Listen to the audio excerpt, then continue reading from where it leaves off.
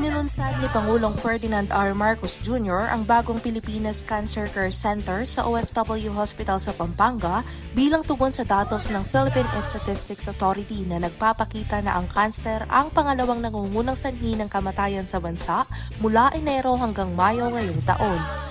Ang bagong pasilidad ay itatayo sa ikalawang palapag ng OFW Hospital at magbibigay ng chemotherapy, diagnostic services at surgical oncology. Nakatakdang simulan sa January 2025 ang construction nito at inaasahang matatapos sa November 2025 at magiging operasyonal sa unang bahagi ng 2026.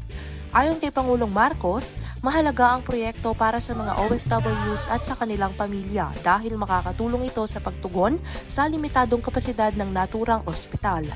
Binigyang diin din niya na ang Cancer Care Center ay simbolo ng malasakit ng gobyerno sa kalusugan ng mga Pilipino.